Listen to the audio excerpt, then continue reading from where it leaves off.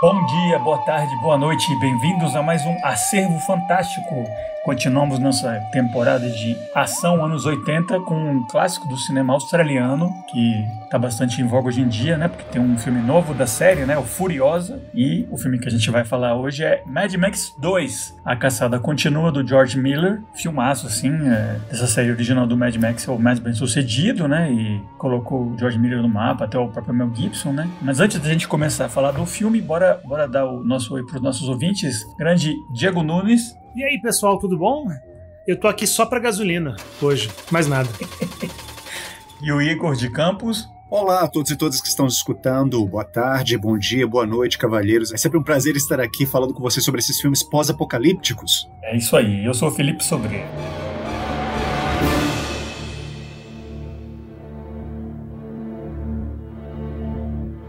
E, pois é, então hoje é Mad Max, né? A gente estava vendo temporada de ação nos 80, tem um filme já do Stallone, filme do Arnold, e, né, acho que George Miller é um tipo de diretor, assim, focado na ação que não podíamos deixar passar, né? E a história do filme, na verdade, é a mesma, basicamente, de todos os filmes, né? Só para já passar rápido pelo plot, pelo resumão da história, né? Um mundo pós-apocalíptico onde rolou uma crise, assim, que a sociedade basicamente ruiu, e é um mundo meio desértico, onde tudo está em falta, né? Principalmente a água, a comida, e o que move essa sociedade selvagem é a gasolina, né? Todo mundo tem um carrinho e tal para poder se locomover nesse deserto e, né, roubar os outros. É um mundo selvagem do futuro, então tem essa relação próxima com veículos, né, modernos e tal, que é o que permite que o pessoal se movimente, né? Tem umas tribos do futuro, certas agrupações, umas mais predatórias e outras, e no meio dessa galera toda, assim, esses bárbaros do futuro, tem o Max, que é um solitário, assim, de quem você não sabe muito, né? Especialmente nesse filme. Inclusive a gente vai falar um pouco sobre isso, né?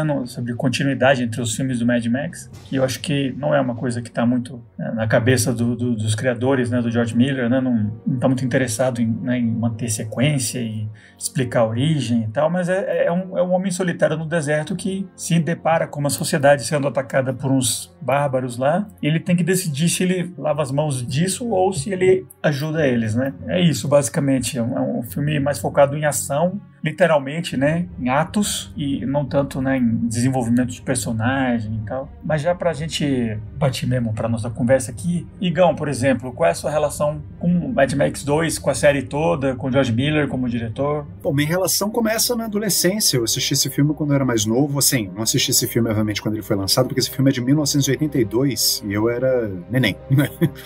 1981? Talvez aqui no Brasil, né? Não, mas tá, irrelevante. Mas, enfim, né, não vi esse filme, obviamente, na época do lançamento dele, mas eu assisti esse filme em uma das inúmeras vezes em que ele foi transmitido pra Rede Globo, né? Assim, era um dos filmes chefes, né? Carro-chefes da Globo. Eu acho que eu assisti esse filme antes...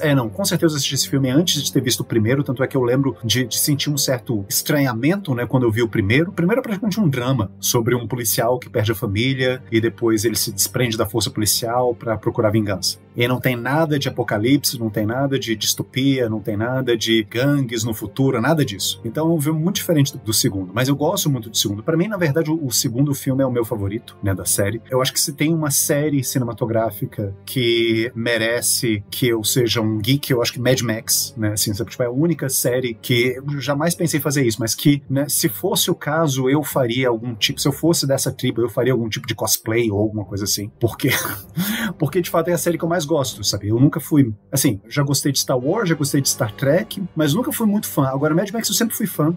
Gosto de todos os filmes, né? Inclusive, recentemente eu assisti no cinema, né? O Furiosa, gostei muito. Mas, enfim, esse é um filme que eu gosto muito dele. Gosto de todos os filmes da série, né? Gosto, inclusive, do Além da Cúpula do Trovão, que é o Ovelha Negra, né? Dos filmes. Mas ainda assim eu acho divertido, eu acho um filme que tem seus méritos, né? Apesar dos defeitos que ele tem. Mas, de fato, Mad Max 2 é o meu favorito. Eu tô animado para conversar sobre ele com vocês hoje. Ótimo. E Diego, você já conhecia o Mad Max 2? Já tinha assistido? Como é que é? Uma história bem diferente da do Igor, porque eu não assisti esse filme muito jovem, eu assisti esse filme porque o Igor, exatamente, né? A gente era muito amigo, ainda somos, né? Mas a gente era muito amigo quando a gente tinha uns 20 e poucos anos, e aí ele insistiu...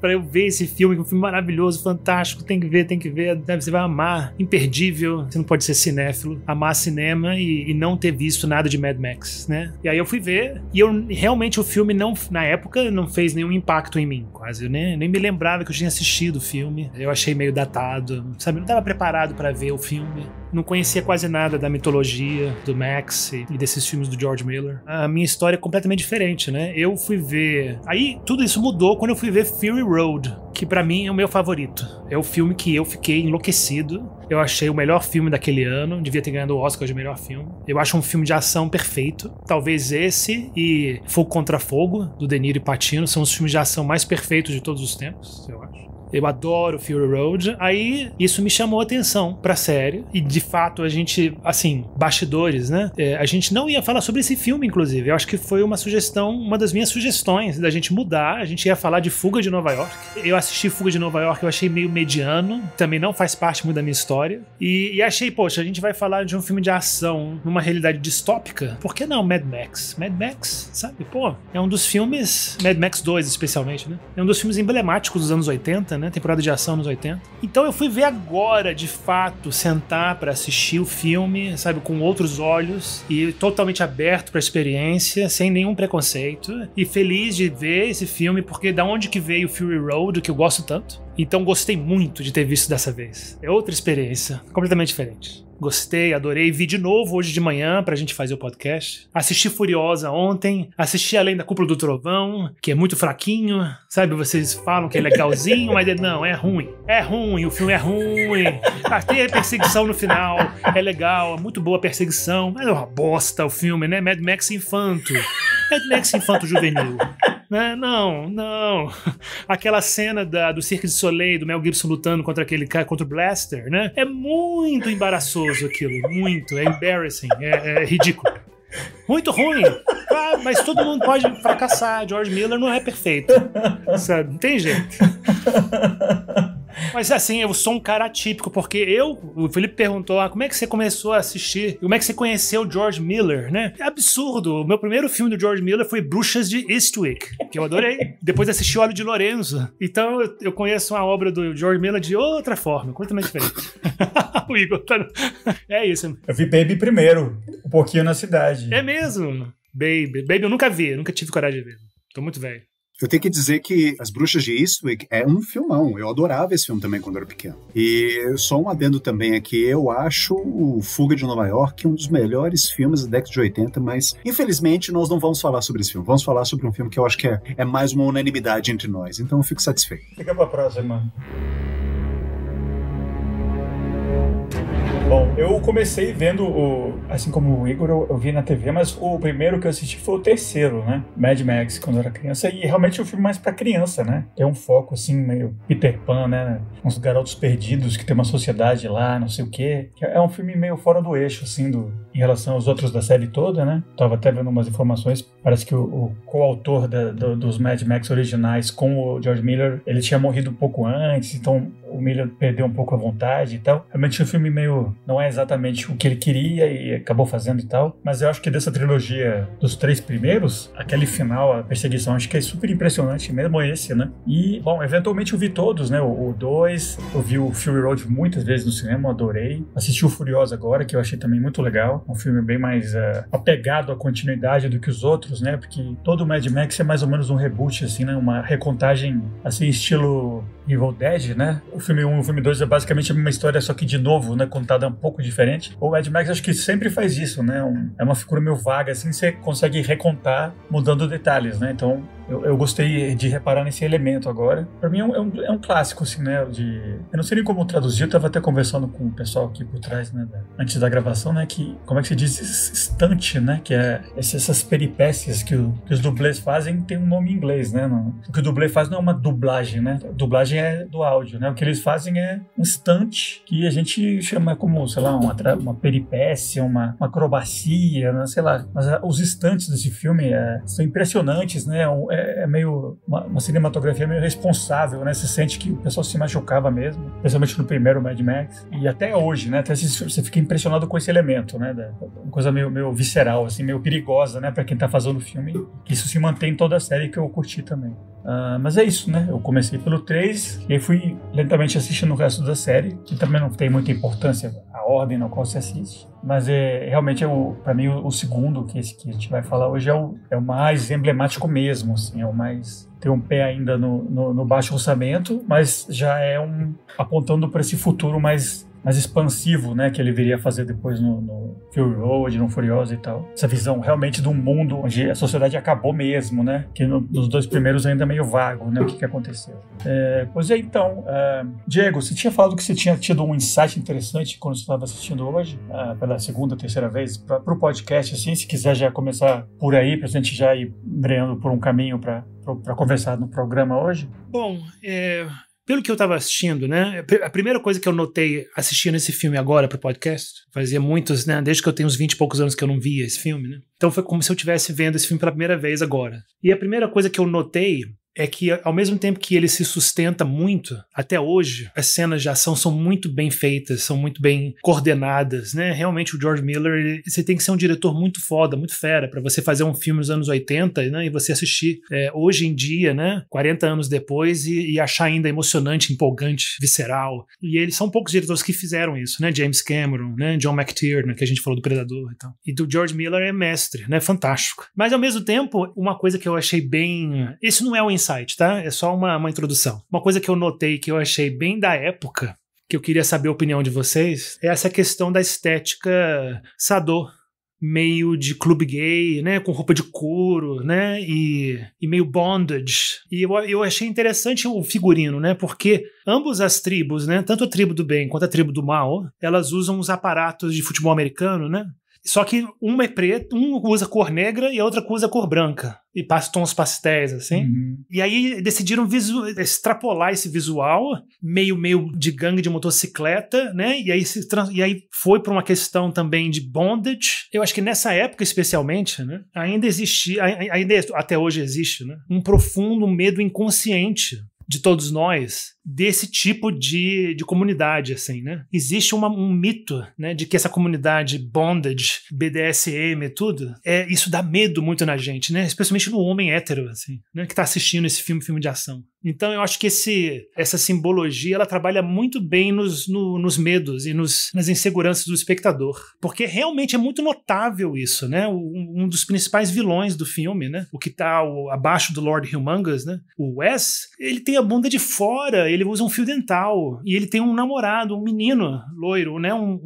Tipo, sabe? Então eu achei isso muito interessante. E morre, né? E morre, e ele fica muito triste, fica muito mal, quer se vingar, sabe? Você acha que isso é um sinal de que é uma das várias indicações desse mundo pós-sociedade, né? Onde o que é meio tabu hoje em dia e tal se descontrola, né? Quando não tem mais essa supervisão do Estado, né? Das normas morais e tal. Então, esse lado meio selvagem, né? Meio sexual aflora e ninguém controla e vira meio perigoso, né? Então, realmente tem um elemento sexual meio perigoso nesse sentido. Não é só que eles vão matar você e tal, mas realmente é um leather daddy, assim, que vem, né? Pra cima de você, o Lord Humongous é tipo um alterofilista, né, com aquela máscara de Jason, né, pré-Jason, inclusive. Tem um elemento meio tabu, meio estranho, né, não é só que eles vão roubar você e matar você, roubar sua gasolina, e sim, tem um elemento meio pós-moral, né, meio os costumes, né, se acabaram também, né, então isso é meio, o susto também vem um pouco disso, né. O Igor vai falar uma coisa muito legal, eu tenho certeza, né, sobre isso, mas assim, só pra terminar a minha fala, é claro que o filme deixa bem claro, né,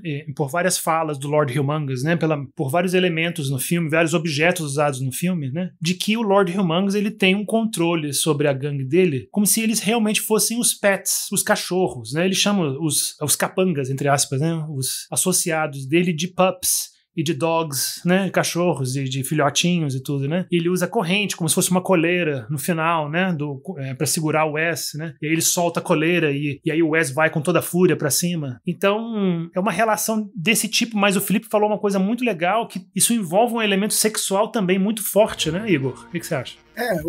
Eu acho que eu tenho que esclarecer algumas coisas aqui, porque o Diego, ele me coloca aqui em uma situação muito complicada, né? Quando ele fala, né? Não, porque agora a gente vai falar sobre BDSM, sobre bondage, e eu tenho certeza que o Igor tem muitas coisas a falar a respeito disso. Calma lá, peraí.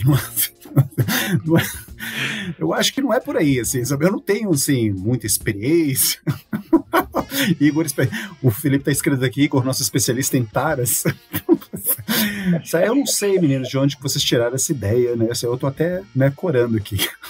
Mas é que a gente falou sobre o filme antes, e você falou, assim, a gente conversou sobre esse assunto, só por isso. É uma piada, eu tô brincando aqui com você, eu sei, porque a gente conversou sobre esse filme antes, né? A gente tinha discutido um pouquinho sobre esses aspectos, né? O Diego já tinha falado, né, inclusive, sobre esses aspectos estéticos do filme, né? Que, inclusive, o Diego ele tinha falado, né, primeiro, né? Eu acho depois que ele mudou de ideia, né? Não sei, né? Quem sabe eu vou até perguntar aqui pro Diego, Diegão, você tinha falado que você tinha achado esses aspectos estéticos do filme um pouco datados, né? E eu até fiquei pensando a respeito desse próprio conceito, né? O que seria uma coisa datada, e se é que a gente pode dizer que, né, essa estética BDSM do Mad Max seria ou não datado, de repente né? Eu acho que é datado porque, como eu falei, eu acho que na época esse tipo de estética ele causava muita insegurança e medo no espectador, especialmente no homem. E hoje em dia a gente ri mais disso, né? A gente é meio engraçado, é meio risível. Então perdeu-se um pouco esse impacto. E também foi mais aceitado, assim, abertamente, até na arte, né? Tipo um Tom of Finland, né? Esses elementos, assim, que realmente na época, acho que se não for no mesmo ano, uns 2 anos antes, teve aquele filme do Pacino, né? O Cruising, que realmente era tipo uma exposição, uma imersão nesse mundo, nesse submundo perigoso, assustador, assim.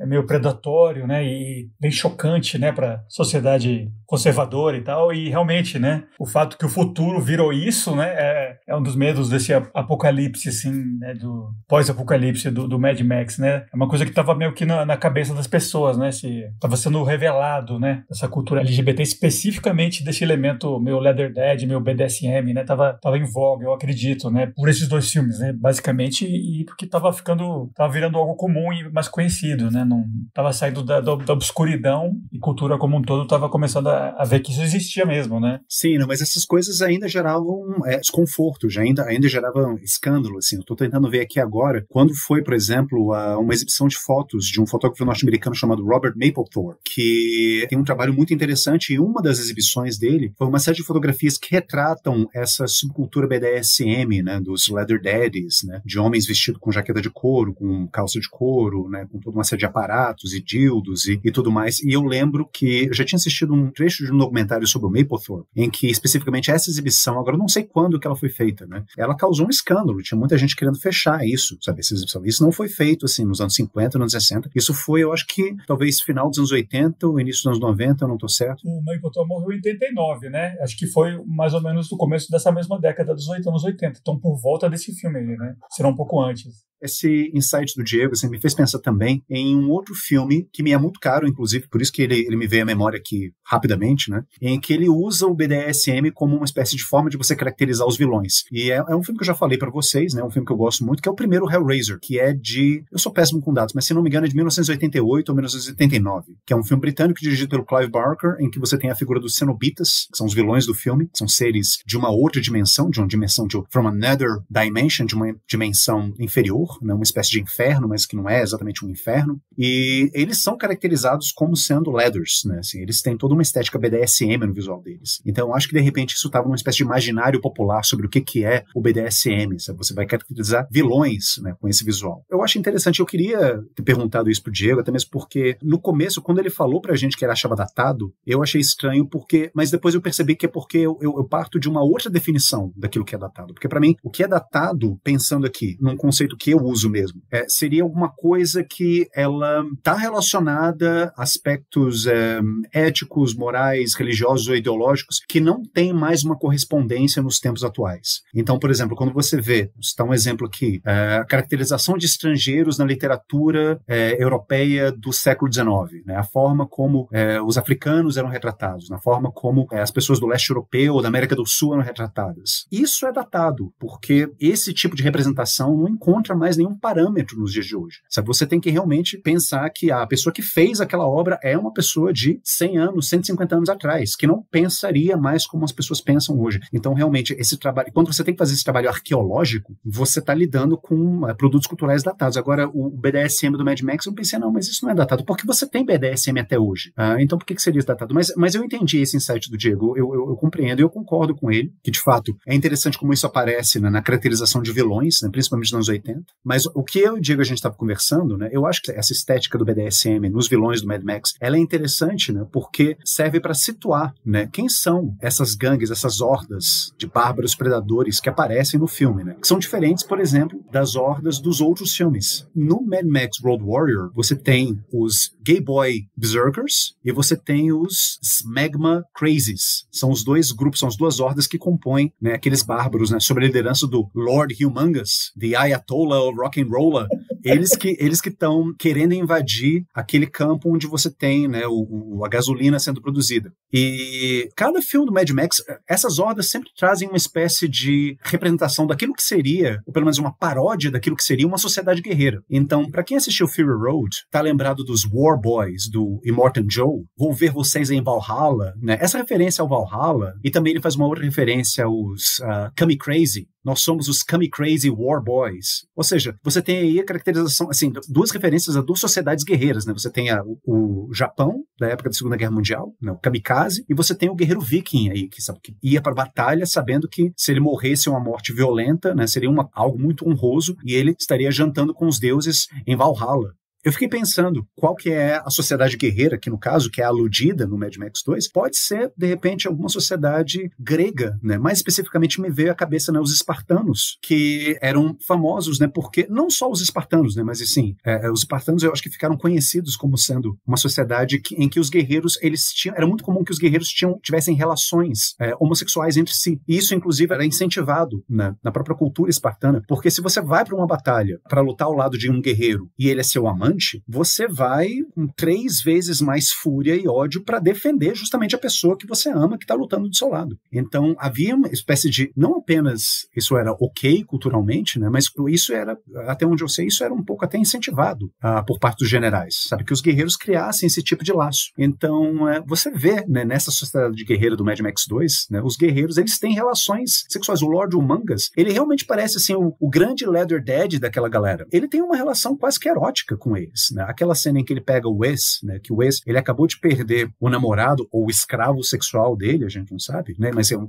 garotinho que andava atrás na moto dele, na garupa da moto dele o tempo todo, né? Então, quando o Lord Humongous, ele abraça o Wes, né? Que ele tá descontrolado, sabe? E me vem à cabeça novamente uma outra imagem que vem da literatura grega, né? Da mitologia grega. Um Aquiles enfurecido, mataram o meu Patroclo, que é um elemento importantíssimo da Ilíada. Esse abraço, né? Do Lord Humongous no Wes tem um elemento erótico, a forma como ele consola ele, sabe, calma, meu cão de guerra, my puppy, chamando os guerreiros dele de puppies, né, de cachorrinhos. Então existe, é como se ele fosse assim, realmente o macho alfa que acasalasse com todos aqueles outros homens e eles criassem esse laço, né, forte de horda, né, de grupo guerreiro, através, entre outras coisas, não só disso, né, mas entre outras coisas, através de uma ligação sexual que eles têm. Vocês se lembram se na gangue, vocês que já viram o filme milhares de vezes, se na gangue tem mulher? Acho que não tem mulher, né? Não tem mulher. Que acho que comprova bem esse ponto do Igor. Só na sociedade lá da refinaria, né? Aí que claramente tem várias mulheres, né? E acho que cada filme ele explora um tipo diferente, né? Não é sempre esse enfoque, né? No primeiro é uma gangue mais tipo uns Hells Angels, né? Uma gangue de motocicleta mais padrão. E aí no terceiro tem aquela sociedade matriarcal da Tina Turner, né? Anti-Entity. Aí no Fury Road aquela sociedade do Immortan Joe que lida mais com a crise de água, né? E aí ele meio que solidifica mais esse mundo do pós-apocalipse, onde tem um pessoal que controla a água, outro que controla a gasolina, que é um pouco isso do Mad Max 2, né? E tem uma terceira sociedade lá que controla as armas, né? Então, à medida que ele foi refazendo e fazendo esses filmes, foi solidificando, né? Essa sociedade do pós-apocalipse. Mas nesse aqui realmente tem esse enfoque dessas gangues, né? Eu acho que o Humongous, ele é um protótipo, né? Desses vilões de agora, né? Do Fury Road e da Furiosa. Porque ele também quer expandir o poder dele, né? Ele também é meio Alexandre o Grande, ele quer conquistar, ele é um conquistador também. Então ele quer ter os meios de poder, né? O grande objetivo dele é tomar aquela gasolina inteira para ele, né? Ele quer mais riqueza, ele quer mais poder para controlar os meios de produção ali, né? Para controlar mais gente.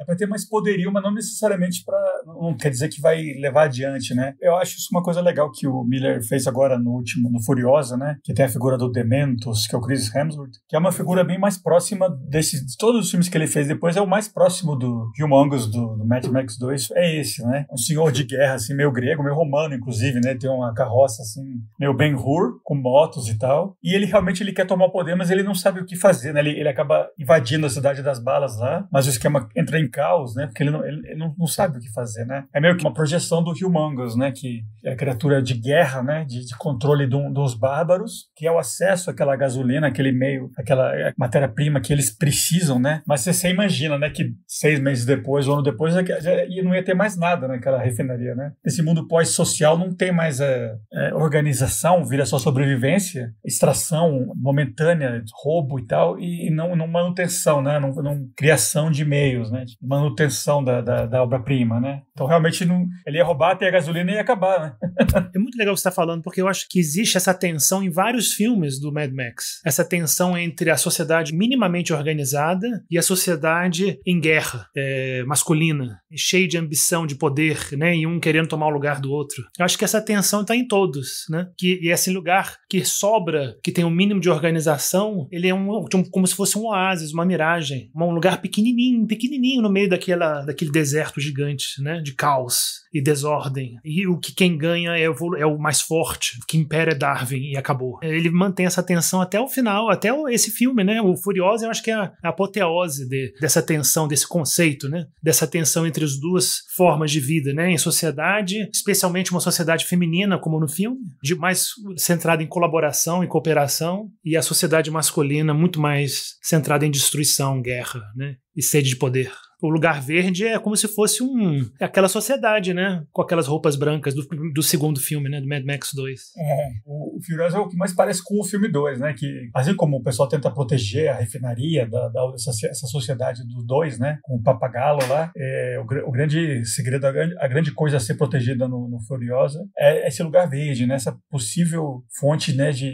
De vida, mas que para quem tá fora é só mais uma fonte ou de água, de comida, ou de petróleo, do que seja, né? Não é um lugar onde está a ordem, e sim onde tem algo mais a ser explorado, né? Que é o que tem no 2. Eles têm aquela mini cidadezinha lá, e o que o cara quer, ele quer porque quer entrar pra ter a gasolina, né? Sim, eu acho muito interessante isso que vocês estão falando, e eu queria aproveitar, né, esse ensejo, né, para pegar carona numa coisa que vocês dois disseram, né? Pensando aqui, novamente, eu nas minhas viagens, né, de psicanálise louca e desenfreada, a gente pode imaginar que esse mundo distópico pós-apocalíptico do Mad Max, esse grande deserto, né, que o mundo se tornou, é um mundo onde o id ele se encontra totalmente desgovernado. Então, por isso você tem esses rompantes de violência constante, de hipersexualização das relações, e porque você não tem mais um superego, né? Você não tem mais um governo, você não tem mais uma polícia, religião, você não tem mais nada que nenhuma dessas instâncias que restringem ou que coordenam ou que organizam o comportamento humano, né? Então essas gangues bárbaras, esse medo que elas despertam, eu acho que vem um pouco disso também, né? Esse é um certo medo cultural, né, que nós temos, né, desse estado de caos absoluto. Agora eu só queria fazer um adendo assim, porque eu não caracterizaria, por exemplo, a sociedade da refinaria, que de fato é muito mais organizada, pelo menos assim, em aparência, né, ela é muito mais organizada, né, que a sociedade da horda, ou das hordas que estão querendo invadir para roubar o petróleo. Eu não caracterizaria a sociedade como sendo os bonzinhos do filme, não. O que vocês acham? Porque assim,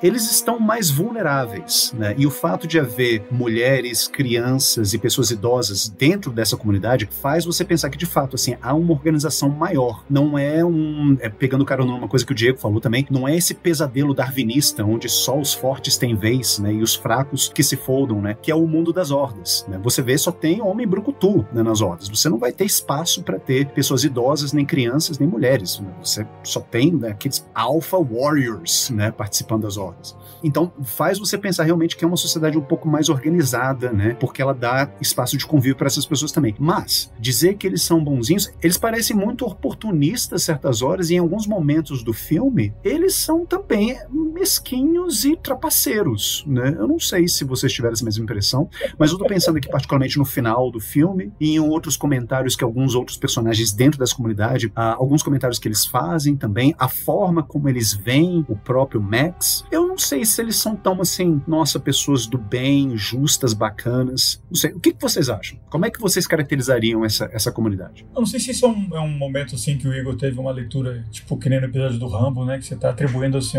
uma certa segundas intenções, maldade, assim, ao pessoal.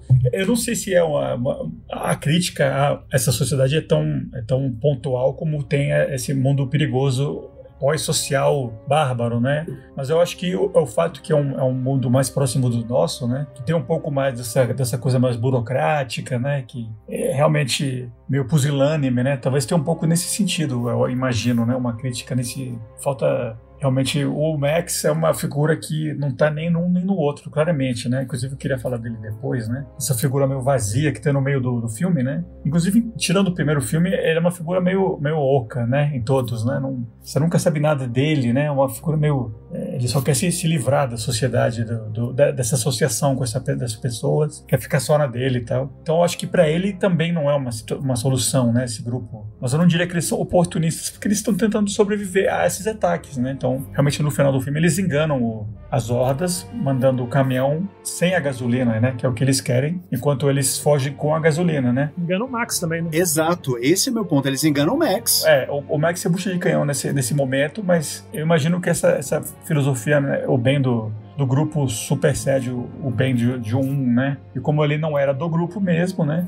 Eles também têm um elemento meio selvagem, menos selvagem, mas são selvagens também, né? Então, em modo de sobrevivência, né? E a gente tem que falar do Max, né? Porque eles teriam compartilhado esse ardil com o Max se o Max exatamente tivesse conseguido se efetivar como um integrante daquela galera. Mas ele não quis se integrar, ele estava sempre fazendo questão de dizer, não, eu não sou parte de vocês, eu não quero ter nada a ver com vocês, eu sou um mercenário, eu estou aqui para fazer negócio, eu estou aqui pela gasolina. Até o menino, né, que queria tomar ele como pai, né, que era uma relação, que era uma chance dele recapturar a humanidade dele por meio desse menino, né? Mas ele se mantém exatamente essa figura oca e essa figura à parte e ilegível até o fim em todos os filmes. Esse foi um insight que eu tive hoje, né? Eu fiquei pensando sobre o Max. Porque eu não vi o primeiro, mas eu vi muitas cenas, né? Vi documentários sobre o primeiro filme, né? O primeiro filme, parece que ele faz jus ao nome, Mad Max, né? Matam a família dele de uma maneira muito cruel e muito gratuita, e ele realmente enlouquece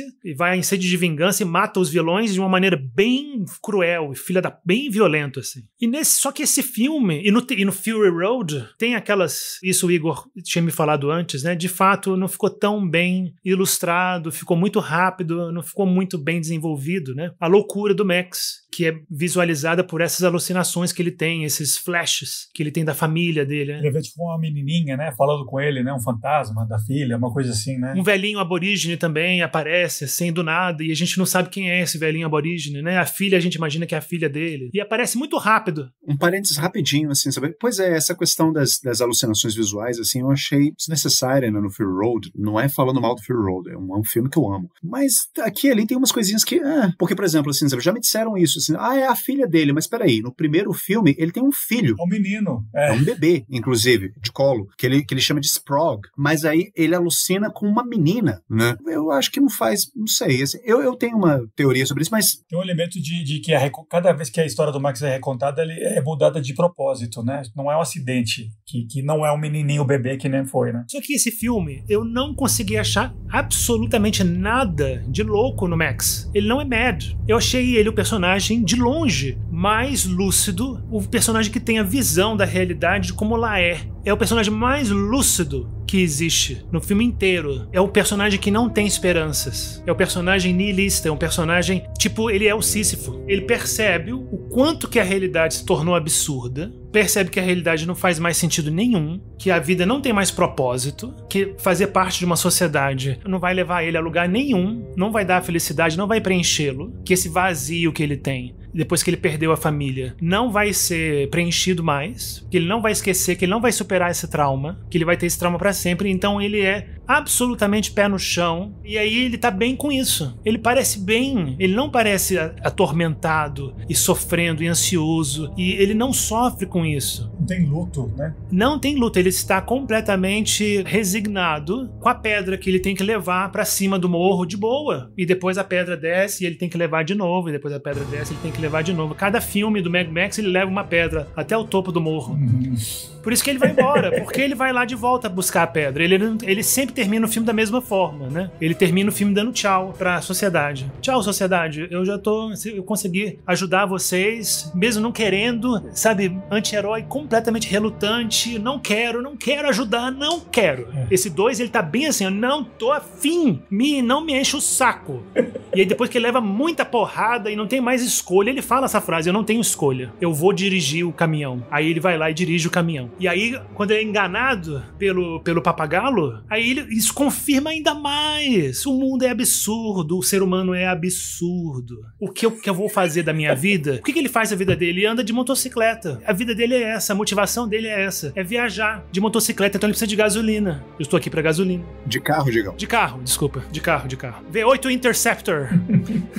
O que você acha? Vocês acham que ele é Sísifo? Você acha que ele é um anti-herói de Camus? Eu já ia falar de Camus aqui, Diego Camus, que vê o Mad Max como, assim como Albert Camus, filósofo francês, fez essa leitura, né, do mito de Sísifo, Stranger Max, de que Sísifo seria uma espécie de figura iluminada. Por favor, filósofos que estão escutando o nosso podcast, né, se é que há algum, né, depois me corrijam aqui nos comentários, né, mas se não me engano, até onde eu lembro, né, também essa leitura que o Camus faz do mito de Sísifo é que o Sísifo ele seria, não sei se feliz seria a palavra mais correta para descrevê-lo, mas Sísifo ele estaria conformado com o absurdo da tarefa dele, que é levar aquela rocha, né, pro alto da montanha e depois buscá-la novamente e assim pelo resto da eternidade. Estaria mais ou menos assim conformado com essa tarefa dele, porque ele abraçaria o absurdo. Assim, nisso, agora voltando a falar dos filmes, né, é uma leitura interessante, né, sobre o Max, né, imaginar um Max feliz. Eu não imagino ele muito feliz. Ainda assim, eu acho que indubitavelmente, assim, uma coisa que eu acho que todos nós temos que concordar, o Max, ele é uma figura muito, muito à margem da sociedade. Aliás, eu acho que o Max, o que a gente vê nesses filmes, o que eu acho tão interessante nos filmes, assim, principalmente a partir do segundo filme, porque o primeiro filme ainda se passa uma espécie de época contemporânea. Foi feito em 1979, mas ainda é o nosso mundo, né? Se o Max é um policial, então que pressupõe que há um governo, há algum tipo de ordem, há algum tipo de sociedade. Tem sociedade, tem grama, tem estradas, tem cidades ainda, né? Se o mundo acabou no Mad Max 1, ele acabou tipo 6 meses antes, né? E não 50 anos antes, que nem no segundo, né? Que é claramente... alguma coisa assim. Mas esse mundo pós-apocalíptico, né? Distópico, do segundo filme em diante, o que você vê, o que o George Miller, eu acho que ele retrata tão bem em todos esses filmes, é que o que sobrou da sociedade nesse mundo pós-apocalíptico é uma espécie de... não são nem os escombros, assim, ou as ruínas, é quase que uma espécie de paródia ou uma caricatura daquilo que o mundo atual é, sabe? Então eu acho que a gente pode fazer, de repente, essa leitura, sabe? O Mad Max como uma espécie, assim, sabe, de crítica paródica do nosso mundo, da sociedade contemporânea, da cultura contemporânea. Porque o Max, ele é esse personagem que o tempo todo, por estar à parte de tudo, ele meio que joga na cara das pessoas o quanto que é absurdo. Olha, isso aqui que vocês estão tentando fazer, essa tentativa medíocre de reconstrução da sociedade, né? Porque é o sonho do Papagalo, é levar aquela galera, né, da refinaria para uma espécie de paraíso à beira da praia, onde todo mundo seria feliz de novo, onde tem sol brilhando, onde tem água potável, e aí sim, né, eles pudessem encontrar condições para poder reconstruir aquela sociedade que um dia foi, aquela sociedade pré-apocalíptica. Olha, isso é absurdo, esse seu sonho aqui é absurdo, assim como é absurdo essa gangue de motociclistas sadomasoquistas aqui do lado de fora querendo roubar gasolina, assim como é absurdo qualquer outro grupo, qualquer outro ajuntamento humano que tente ainda resgatar alguma coisa daquilo que sobrou dessa hecatombe nuclear ou Terceira Guerra Mundial, seja lá o que for, que causou o apocalipse. O mundo acabou e é isso. Eu acho que o Max, ele é a célula cancerígena que meio que, olha, não tem cura, acabou mesmo, sabe? A única coisa que pode fazer é esperar a morte chegar. Então, nesse sentido, eu acho que, pois é, por isso que eu falei que assim, eu não imagino ele exatamente feliz talvez não seja a palavra, ou mesmo apaziguado, ou mesmo, mas é uma leitura possível, não é uma leitura possível, porque eu acho que o Max, ele é muito um retrato dessa desilusão, quando você tem um mundo totalmente fragmentado em que você não pode mais juntar os pedaços, que é o que as pessoas tentam fazer nos filmes, né? É o que a galera do Bartertown tenta fazer no Cúpula do Trovão, é o que o Immortan Joe tenta fazer no Fury Road, né? Que é tentar tentar juntar os pedacinhos desse mundo, juntar os caquinhos desse mundo. Olha, e vamos fazer algum mundo que lembre alguma coisa do passado. E o Max, ele chega e fala, olha, não tem mais o que fazer, acabou mesmo. Qualquer aglomeração humana, tentativa de reconstrução de sociedade, comunidade, é uma falácia, é falso, não vai dar certo. Exatamente. Eu pensei nisso que eu tava falando, que o Igor completou, perfeito, porque tem uma fala do Papagalo, né, que quando o Papagalo tá assim, mas por que você tá indo embora agora? Tem uma hora do filme que o Mel Gibson, que o Max tá, ele, olha, eu trouxe o caminhão de volta, foi muito foda, quase que a gente morreu um monte de gente, o caminhão tá todo quebrado, furou o pneu, mas eu trouxe, tá aqui o caminhão, tá? Vocês podem consertar. Mas você não vai com a gente? Né? Eles falam, o Papagalo e a sociedade, você não vai dirigir o caminhão pra nós? Você não vai? Ele falou, não, eu já cumpri meu contrato e eu tô indo embora. Tchau, me dá a gasolina e meu carro, tá bom? E aí o Papagalo fica louco, fica puto, fica me enchendo o saco dele, mas por quê? Por quê? Por quê? Você... Aí ele fala assim, você não é nada. Ele fala, você é um lixo, você não sei o quê, você é escória. E depois fala, you're nothing, você é nada. E ele realmente, ele representa um nada, ele é um personagem niilista, né? Como poucos na história do cinema, de fato. Por todas as razões que eu e o Igor falamos. Tanto é que ele não responde o Mel Gibson, né? Ele dá um soco na cara do Papagalo, não me enche mais o saco, cala essa boca, chega, sabe? Não vou falar da minha família aqui, do meu trauma. Porque ele sabe que, no fundo, não tem resposta. É realmente nada. Meio Ulisses até lembra um pouco, né? Ulisses fala isso, né? Ele engana o Ciclopes na Odisseia, dizendo que... ninguém, a palavra que ele usa, né? Não é nada, né? Ele fala, eu não sou ninguém, que é parecido, né? Mas o que eu ia dizer é que eu ainda assim, eu acho interessante essa ideia, esse conceito do Max como uma personificação da total resignação desse herói de Camus que reconhece o absurdo da vida e se aparta de tudo. E tá bem assim. Mas eu ainda assim prefiro uma heroína como a Furiosa. Porque acho que isso mudou muito no Fury Road. O protagonista não é mais o Max, né? Aliás, a gente pode pensar no protagonismo do Max nesses filmes todos, né? Ele é o protagonista? É ele que move a ação? Ele tem algum objetivo? Ele tem uma jornada? Não, né? Então, e no Fury Road fica bem claro, né? Que ele tá ali acompanhando a Furiosa. A Furiosa é a protagonista, né? Charlize, espetáculo de mulher maravilhosa, carismática. Você vibra, grita por ela. Mulher Maravilha, fantástica no filme, sabe? E ela é um personagem que não é nada niilista. A motivação dela é muito clara, sabe? E os stakes, né? O risco é altíssimo. E a jornada dela é super sacrificante. E ela vai superando obstáculo por obstáculo por obstáculo, sabe? Quase morre no final, você tá disposto a sacrificar por todo mundo. Então ela tá ali pra salvar aquelas mães, as mulheres do Immortan Joe, e achar o lugar dela de onde ela veio, né? O lugar verde, onde morava a mãe, onde moravam essas mulheres, né? Então, o protagonista assim, com essa motivação clara, eu preciso conseguir isso aqui, eu tenho isso aqui pra onde chegar, eu tenho um ponto B pra ir. É mais simples, é mais clássico, mas eu como espectador me satisfaço mais. Você acha que após essa primeira trilogia, o George Miller realmente ele mudou o foco, né, desse personagem super cínico, né, cinismo, independência, não quer lavar as mãos. Ele tem um certo código, assim, porque ele acaba ajudando realmente, né, em vez de ajudar as gangues, ele ajuda a sociedadezinha ali e tal. Então ele tem algum elemento lá, mas realmente ele é muito niilista, né, que tanto aqui no Fury Road você precisou mudar o foco, né, porque senão que história você conta, né, e eu acho que é tipo talvez uma evolução do próprio George Miller, sei lá, né, de talvez até nesse mundo fodido, acabado, você precisa viver por alguma coisa, né? Senão, por que você só se mata e pronto, acabou, né? Não sei. Eu não sei, assim, a gente tá falando um pouquinho aqui o Fury Road, mas eu acho que mesmo essa visão do George Miller, né? Assim, eu concordo com você, Felipe, assim, eu acho que a forma como o George Miller retrata, né, os demais personagens no filme, acho que a maioria dos personagens tem algum tipo de objetivo, né? Você tem a figura dos Warlords, né? Os Senhores de Guerra, né? Lord Humongous, Immortan Joe, né? O Dementas, agora no Furiosa, que eles têm o objetivo de expandir o império de dominação deles, né, e controlar o maior número de pessoas possíveis, né? Então são realmente senhores de guerra, né? Eles têm essa mentalidade expansionista que é típico, né, das sociedades guerreiras e tal. Mas você também tem outras comunidades, como por exemplo a comunidade da refinaria, né, que pensa em encontrar um lugar, né, onde eles possam reconstruir a vida deles, ou o que sobrou da vida deles. O que me faz lembrar também que há uma comunidade parecida também no Fury Road, que é a comunidade das mulheres que moram no lugar verde, né, no Green Place, que é um lugar supostamente paradisíaco, onde ainda impera algum tipo de ordem, né? E a Furiosa, justamente, ela tá querendo levar as esposas do Immortan Joe para esse lugar. Mas assim como a gente vê no Fury Road, esse lugar, ele não existe mais. A Furiosa, ela tem esse sonho, mas ela chega no Green Place e o Green Place se tornou um pântano. sabe? Ou seja, tudo foi destruído. Ou seja, no final das contas, você vê uma série de personagens que, para bem ou para mal, elas estão querendo, colocar entre aspas aqui, voltar para casa, ou então encontrar um lugar onde eles possam construir ou reconstruir algo próximo a essa ideia que a gente tem de casa. E o tempo todo eles são frustrados, o tempo todo você vê que eles não podem. Eu acho que se o Mad Max 2 continuasse um pouquinho mais, né, o Road Warrior continuasse um pouquinho mais, talvez mostrasse, né, que no final das contas aquela galera que foi pro norte, pra praia e tudo mais, talvez eles chegassem lá e a praia tivesse em escombros, o mar tivesse todo poluído, tivesse com óleo na praia, alguma coisa assim, sabe? Mas essa ideia de que, olha, não tem mais pra onde ir, o mundo realmente acabou, isso faz com que o Max, né, como o Jake falou, ele tenha realmente, assim, uma sanidade quase que assustadora, assim, sabe? O que é uma coisa perturbadora pra gente, porque, assim, a única possibilidade de atitude sã em um mundo como esse é você ficar completamente indiferente à parte de tudo, porque se você for olhar, se você for escrutinar as coisas com um pouquinho mais de minúcia, você vai ver que, olha,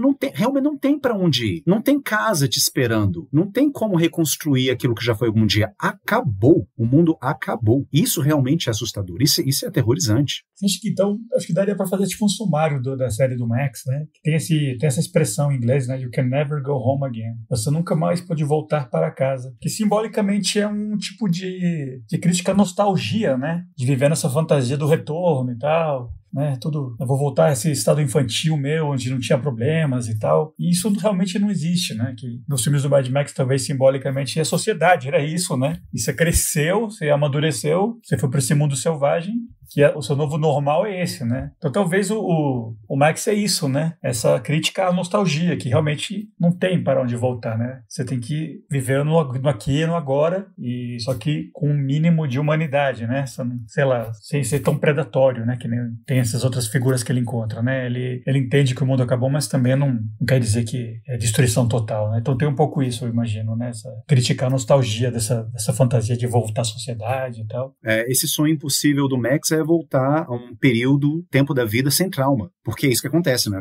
Você sofre um trauma, acontece uma disrupção naquilo que você imagina que é a sua linha normal, né, da vida, e você fica revivendo aquilo, você não fica paralisado.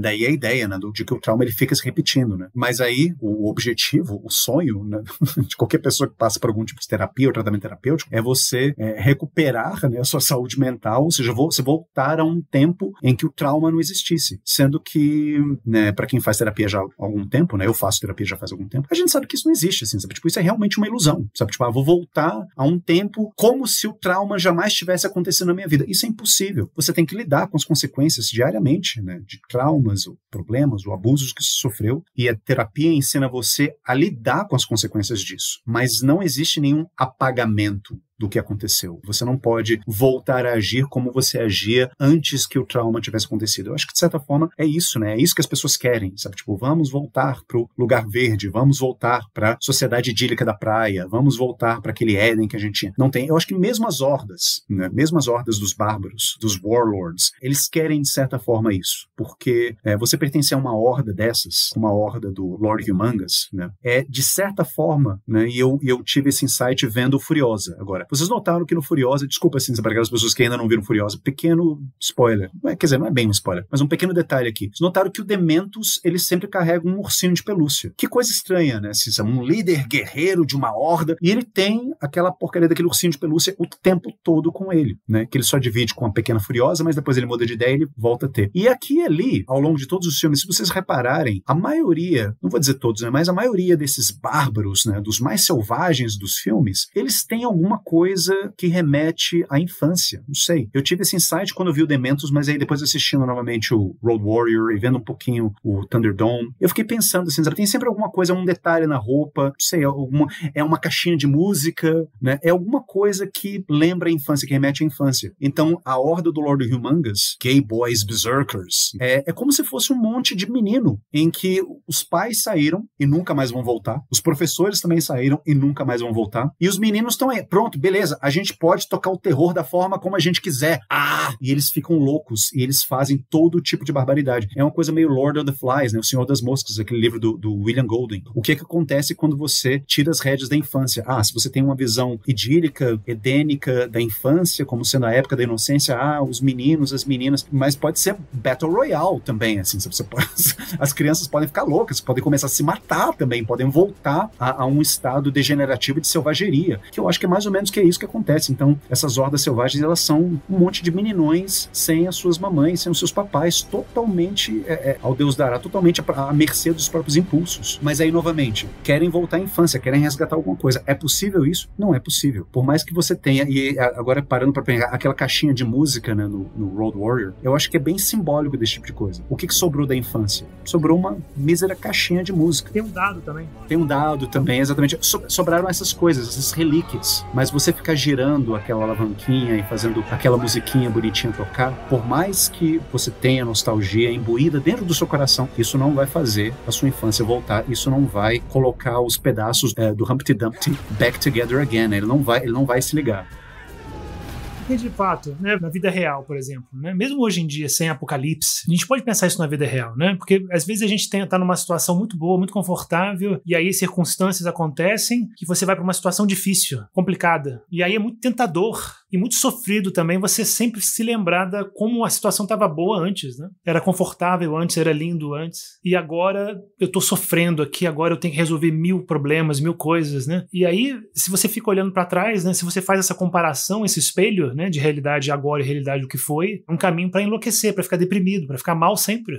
E a resposta mais sã, de fato, é que a terapia oferece, que não é a felicidade, né? Não é o nirvana, né? É você conseguir lidar com o que acontece agora, com o que é possível agora. E que agora pode ser bom, quem sabe. Depende do que você gosta, né? Se você é fã de um bondagezinho, você pode fazer parte da gangue lá do Rio Mangas, né? Mas se não, se quer ainda fazer parte da sociedade, vai lá com a sociedade das roupinhas brancas. Ou se você é um Mad Max, você fala, não, eu sou niilista e eu quero que todo mundo se foda e eu vou andar de meu carro, vou dirigir pela rua com meu cachorrinho. Então, no final das contas, o Max é como se fosse tipo o último resquício de ser adulto, né? Porque tem o pessoal nostálgico lá fingindo que quer criar uma sociedade, né? Brincando de casinha de um lado e do outro lado tem os meninos bully lá, que só quer quebrar tudo e estragar tudo, né? Acho que são dois lados. O Max, ele entende que os dois lados não levam a nada, né? Então ele é meio que esse cínico mais amadurecido, né? Nesse cenário, dessas três possibilidades. O parceiro dele é o parceiro, entre aspas, né? Ele é o mais infantilizado, né? De todos. É uma criança alta, né? O capitão do girocóptero, né? Só as crianças, né, mas é uma observação interessante, inclusive, assim, porque só as crianças se relacionam com ele. É o Bruce Spence, que é um personagem dele, é o Girocapitão, né, Giro Captain, que ele é meio infantil, ele é adulto, mas ele é meio infantilizado, ele é meio bobão, ele é uma espécie de fool, né, de tolo, né. É alívio cômico, assim. Alívio cômico. E tem aquele personagem que eu acho ótimo, né, que é a criança feral, né, The Feral Kid, que também é uma criança, olha só, é uma criança que, eu acho que por conta dessas circunstâncias terríveis, né, do mundo pós-apocalíptico, ela foi levada de volta a um estado totalmente primitivo, né? Pré-linguagem, inclusive, ela nem fala, aquele menino. E ele é o único possível companheiro dele também, assim, sabe? Que se afeiçoa a ele, que enxerga alguma coisa boa nele. E ele, claro, deixava o menino, assim, ele não quer saber de ninguém, novamente, ele não quer saber de nenhum tipo de aglomeração. O que me faz pensar também, assim, sabe, só pra encerrar aqui essa minha fala, que o Mad Max também, assim, pensando agora no Feral Kid, né? O Mad Max, eu acho que também ele é uma forma interessante, né? De você pensar o fazer histórico, né? O fazer da história, como se faz a história, né? Como é que se escreve a história, mais especificamente. Porque o Feral Kid tem essa visão um pouco mítica, né, de quem é o Max. Tanto é que esse epítome de Road Warrior, né, o guerreiro das estradas, é dado pelo menino na narração. O filme ele começa com uma narração em off e ele termina com uma narração em off. Quando o filme termina, você entende que é um menino contando a história, um menino lembrando, e o filme seriam as lembranças dele. E você também tem uma narração nos outros filmes. Você tem uma narração no Thunderdome, você tem uma narração no Fury Road, que eu acho um pouquinho problemática, mas a gente não vai entrar nesse detalhe aqui agora. Então, você tem muito assim como as pessoas veem o Max. E elas o veem como sendo uma figura meio mítica, heróica ou semi-heróica, mas que transita em torno de algum conceito de heroísmo, sendo que aquilo que a gente vê nos filmes é justamente isso que a gente discutiu. Ele não é um herói, né? Ele tá sempre à parte, ele quer ficar à parte das coisas. Ele não impulsiona a ação, ele não tem um objetivo, ele não quer salvar o mundo, ele não quer levar as pessoas de volta pro lar, ele não quer nada, ele só quer sobreviver. Mas acontece que ele está jogado em uma série de circunstâncias que meio que induzem ele à ação. Nesse filme aqui, ele acaba... Uma coisa que eu fiquei pensando, né, inclusive, ele acaba se aliando ao pessoal da refinaria. Eu não sei não, assim, eu acho que é muita oportunidade, assim, sabe, muito oportunismo na parte dele, porque se as circunstâncias fossem diferentes, ele de repente poderia ter se aliado ao Lord Humongous. Eu não acho muito descabida essa ideia, não. Assim como eu acho que ele poderia se aliar também, de repente, se fosse do interesse dele, ao Immortan Joe, sabe, não necessariamente a Furiosa, mas eu acho que as circunstâncias meio que levam a ele estar de um lado e não do outro. Mas as pessoas veem ele como uma espécie de herói. Mas eu acho que isso tá justamente na escritura da história. Como você lembra, como você narra a história. E o Mad Max, ele meio que passou pro imaginário popular como uma espécie de herói, né, do pós-apocalipse, sendo que ele não é. Isso é a forma como as pessoas lembram. E de fato, assim, eu mesmo lembrava dele, antes de reassistir os filmes agora, como uma figura mais herói, como alguém mais participativo, como alguém mais, que despertasse mais simpatia, ou que fosse mais simpático aos problemas alheios. Sendo que não. Ele realmente, quando eu revi os filmes agora, ele é realmente muito mais indiferente e alheio e blasé do que eu lembrava que ele era. Mas na minha escritura pessoal da história, ele aparece como uma imagem mítica também, assim como foi pro menino. Então eu acho que o filme talvez ele possa ser também, né, de certa forma, né, uma crítica a essa forma fragmentada, né, já que o mundo caiu aos pedaços, né? Então a história também, o fazer histórico tá fragmentado, tá tudo aos pedaços. Realmente ele é essa figura vaga, né, que você não sabe ele, mas o que realmente acho que no final das contas ajuda você a empurrar ele nessa direção de ser um herói e não um mero observador, é que tendo a opção entre escolher entre o Humongous e o Papagaio, ele ajuda o pessoal da refinaria, ou entre ajudar a Furiosa e se aliar ao Immortan Joe, ele ajuda, né, as mulheres, né? Então ele não é 100% amoral, né? Tem esse grãozinho de areia que ajuda ele a decidir certo, é o que faz dele um herói nesse mundo, né? Mas já dizia Tina Turner, we don't need another hero. We don't need another hero.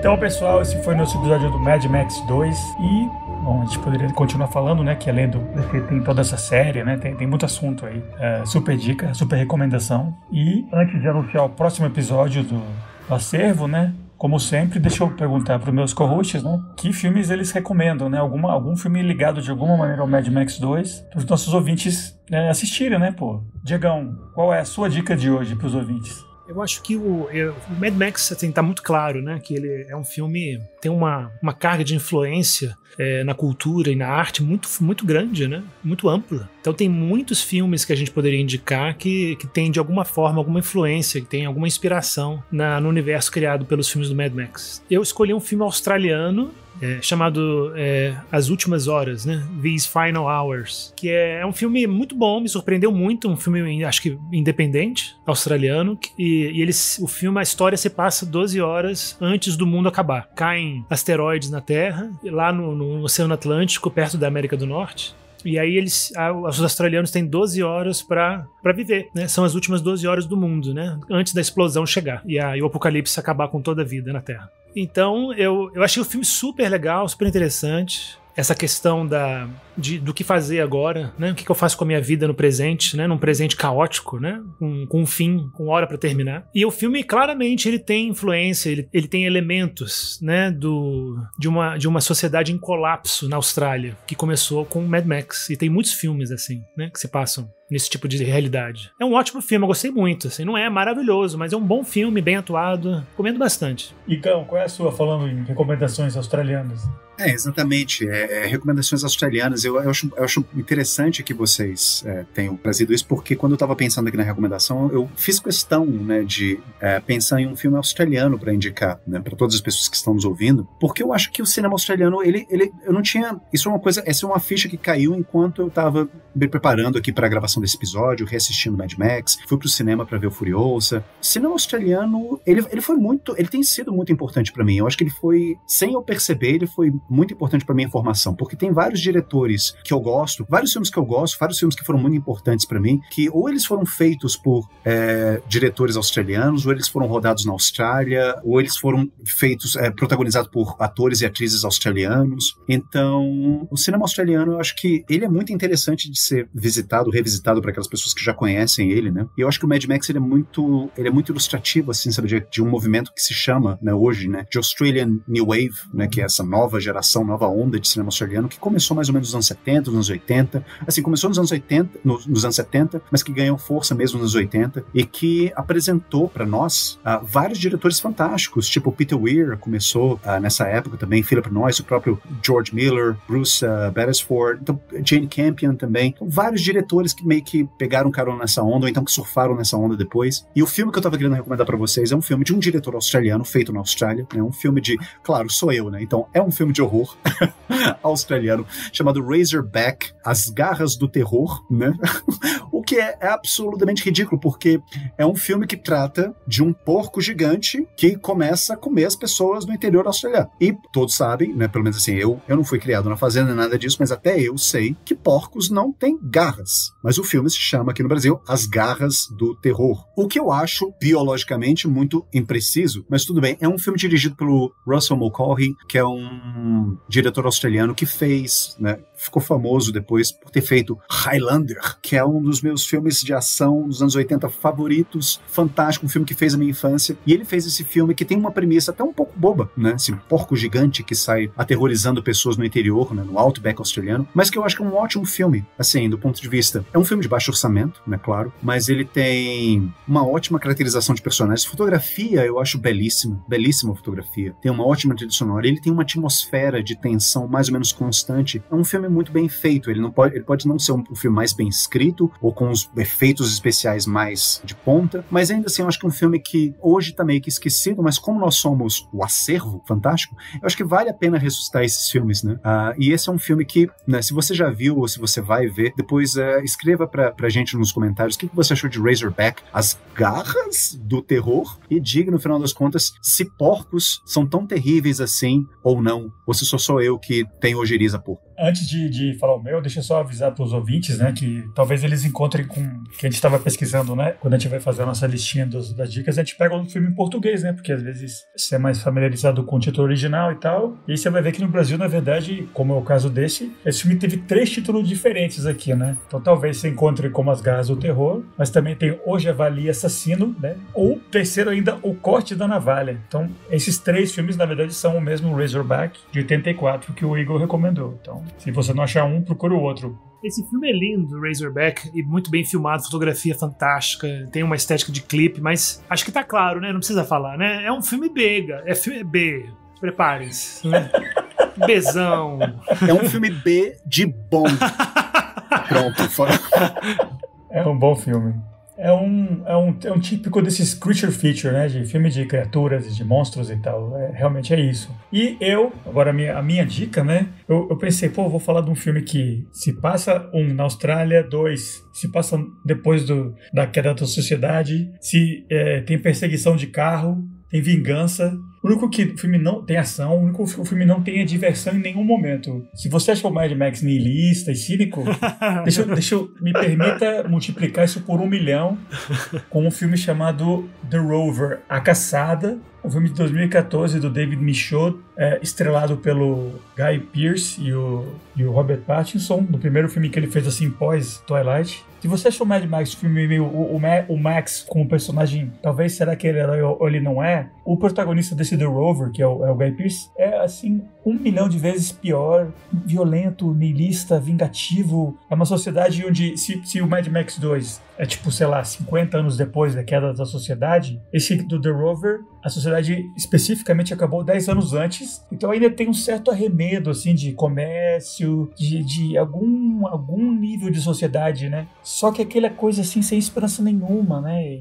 É super para baixo. Só que eu achei talvez a melhor atuação do Guy Pearce, que é um cara com uma motivação assim, foco absoluto, né? Que o carro dele é roubado nesse mundo onde não tem mais posse, não tem nada, e ele precisa reaver o carro dele. Inclusive no final você entende por quê. O último minuto do filme é uma revelação muito legal de por que ele queria tanto aquele carro especificamente dele nesse mundo de é só pegar um carro abandonado e pronto, né? Não, mas é um filme pesado, um filme meio triste, niilista, violento, é pós-apocalíptico, mas não tem essa diversão, esse senso de ação que o Mad Max tem, mas eu achei ele muito valeu muito assistir, especialmente pelas atuações, assim. E o David Michôd, um diretor legal, ele fez um outro filme australiano de crime, né? Chamado The Animal Kingdom, que é um filmaço, assim, de uma família toda de criminosos, que até gerou uma série depois. Então é um cara que tem uma visão legal, assim. Tem uma pegada, assim, meio Hill Coach, assim, que é outro diretor australiano também. Então é isso, né? 3 filmes australianos, 2 deles claramente no pós-apocalipse e outro onde tem um javali assassino, né? Que se você tá tendo que lidar com isso, basicamente você também está vivendo no pós-apocalipse, né? E foi isso então, nosso episódio de hoje. Antes do nosso tchau para os ouvintes, né? Deixa eu só anunciar qual vai ser o episódio daqui a 2 semanas. Continuando a nossa temporada de ação nos 80, né? Talvez a maior sátira dessa década e um filme assim que é prato cheio pro acervo fantástico, que ele toca ação, toca terror, toca ficção científica, tipo, todos os nossos gêneros principais favoritos estão nesse filme. Robocop, Policial do Futuro, do Paul Verhoeven, clássico absoluto, assim, até comédia ele é todos os gêneros em um, falta só música, né? Filmaço. Vai dar uma conversa super densa e muito legal pra gente. Se você, como alguém que não é fã de ação, você acha que é só outro filme idiota de tiroteio e tal, não, pare. Assista esse filme antes do próximo episódio do Acervo. É um filme muito legal, que fala muito sobre o mundo, que critica muito a sociedade, o status quo. É um filme muito legal, do Verhoeven, que é um super gênero do cinema. E é um clássico da ação também, né? Filmaço. Então, agora sim, bora dar nosso tchauzinho. Diegão. Pessoal, adorei a conversa, foi muito legal, sabia que ia ser muito legal esse episódio. E tô muito, muito empolgado pra falar sobre Robocop, um dos filmes favoritos. Robocop, se você não assistiu Robocop, não importa o seu gosto pra filme, pra cinema, pro gênero, não importa. Se você achar, não vou ver Robocop porque é um robô policial, que bobo. Não. Vai assistir Robocop, por favor. Espetáculo de filme, veja várias vezes, maravilhoso. Vai ser uma discussão muito legal. Um abraço pra todos. Isso, se faça um favor e assista Robocop. Igão. Muito obrigado a todas as pessoas que tiveram a paciência de nos escutar até o momento. Eu adorei, senhores, como sempre, ter essa conversa com vocês, mas assim, particularmente hoje eu gostei muito de ter falado sobre Mad Max, que é um dos filmes da minha infância, né? O que explica por que talvez eu seja uma pessoa tão esquisita e traumatizada hoje em dia. Eu tô ansiosíssimo para falar sobre o Robocop. Faça esse favor para vocês, se você ainda não assistiu Robocop. Com certeza é um filme que ele é muito mais daquilo que ele aparenta, né? Essa história de policial do futuro, robô assassino. Olha só, eu vou falar sobre policiais do futuro. Eu mesmo estou com medo de me ouvir no próximo episódio. Mas estou ansiosíssimo para falar sobre esse filme com vocês no nosso próximo episódio e espero que aquelas pessoas que estão nos escutando gostem também. Se você gosta de ouvir as nossas conversas, por favor, nos siga no Instagram, mande recadinhos, a gente adora ler todos, mande sugestões, críticas, elogios também, a gente precisa, né? A gente tem um ego frágil, a gente precisa, né, ouvir elogios de vez em quando. Então, deem o seu feedback do episódio e espero que vocês escutem também os próximos. Isso. Eu sou o Felipe Sobreiro, como sempre, dando tchau pro pessoal. E realmente, né, se você curte o podcast, recomenda para algum amigo seu. A gente tá sempre querendo mais fazer aquelas nossas listinhas de dicas personalizadas que a gente faz algum tempo que o pessoal não manda, né? Você entra em contato com a gente via Instagram. Você diz, olha, eu curto esses 5 filmes aqui. E a gente, num futuro episódio, a gente gera uma listinha de dicas a mais para você, né? É uma coisa que a gente curte muito fazer. Então, se você não fez ainda, como vários dos nossos ouvintes já fizeram, faça, mande pra gente, recomende pros seus amigos, diga que a gente faz isso também, vai que eles se interessam por ouvir. E é isso, pessoal. Então, até daqui a 2 semanas. Falou!